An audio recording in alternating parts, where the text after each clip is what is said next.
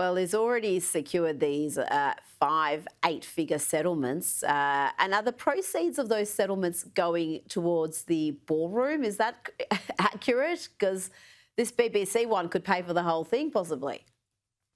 Yeah, so the judgments go to different things. So one of them, I think, was the ABC settlement. Actually, is going to help construct the Trump Presidential Library. Actually, after Donald Trump's presidency, Oh, which is just library. it's yeah, it's just so thoroughly delectable, isn't it? That ABC, which did about as much as any other network to try to throw the 2024 election to Kamala Harris with their horrific debate performances and whatnot. There, and now they're going to subsidize the Trump Presidential Library. So on the one hand, it was that. I do think I heard that one of these judgments might be subsidizing the People's Ballroom there in the East Wing of the White House there, but it depends on the judgment. But frankly, from an American taxpayer perspective, Rita, I just love it because these media outlets are frankly the enemy of the people, and they should be made to pay as such.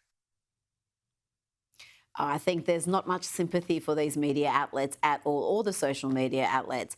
Now, I want to ask about this tariff revenue bonus that President Trump is committed to sending to Americans. When I pay people $2,000 each for low and moderate income and middle income people, everybody but the rich get this. That's not made up, that's real money. That comes from other countries. Josh, a $2,000 dividend check to be distributed from tariff revenue sometime next year, we're told, perhaps before the midterms. Do you see this happening? Because there's a lot of doubts about whether these $2,000 checks can be sent.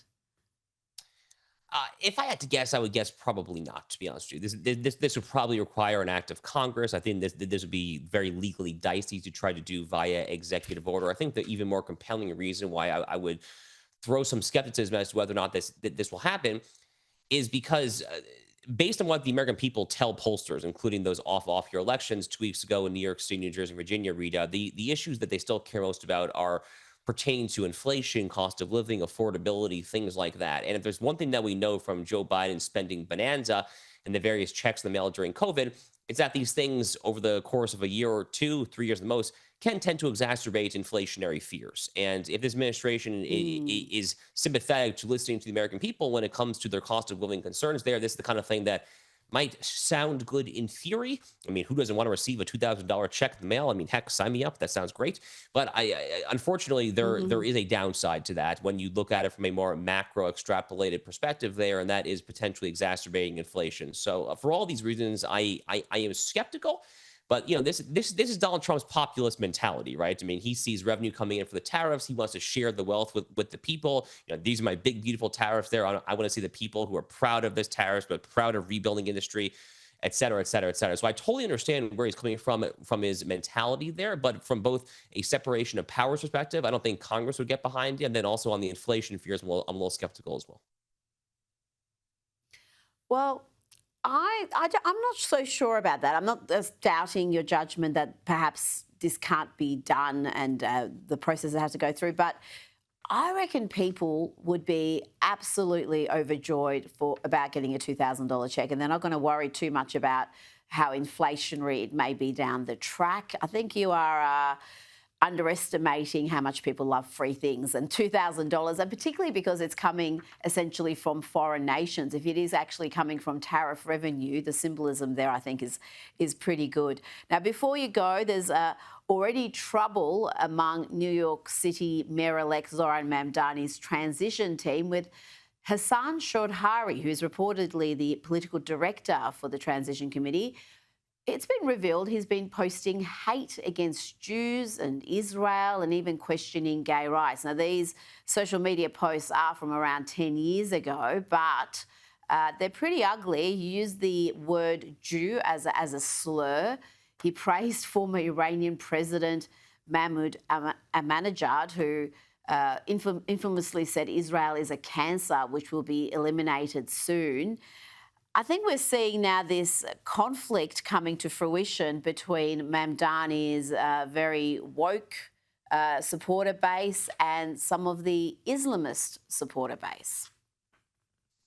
Yeah, Rita, I mean, this has to be the least surprising political development of my entire lifetime, right? I mean that is Zohar Mamdani, someone who struggled to condemn Hamas, someone who struggled to condemn the inherently genocidal phrase of "from the river to the sea, Palestine shall be free," someone who was accusing Israel of genocide before the tanks even started rolling into Gaza, like literally on like October 8th or October 9th, 2023, something absolutely crazy like that. I mean, obviously, he's going to surround himself with people who think and talk like this. As this is totally unsurprising. I think the more interesting thing to me is, as the New York Post reported in the headline that we just saw, this guy was not just bashing Jews; he was also bashing gay rights. That is interesting, right? Because that is one of the major planks of the current American left when it comes to Mm. LGBT, very much including transgenderism. But this actually gets to a broader point, Rita, that I've been making for many years now, which is that this whole absurd woke intersectional identity politics coalition, this notion of a coalition of aggrieved interests, as I call it there, it's inherently self-contradictory. If you're going to have someone who is sympathetic to radical Mm. Islam and Islamism or Sharia law, you're by definition not going to have someone who is sympathetic to feminism or LGBT rights there. Think about Linda Sarsour. I mean, she was the head of the Women's March back in Yeah. 2017, the very early days of Trump administration. She also was a Sharia law apologist. I mean, square that circle for me. With same thing with this guy, the Mamdani advisor. I mean, square this circle for me where you're calling yourself a quote unquote progressive champion. It literally just does not add up, and it all kind of underscores the intellectual dissonance and frankly just the intellectual vapidity and stupidity that is the modern American left. And Linda Sarsour is on the scene. I thought she had disappeared, but it seems like she's been working behind the scenes, helping Zoran Mamdani and others get elected. So, yeah, she's still a force to be reckoned with, unfortunately, for America. Josh Hammer, thank you so much for your time tonight.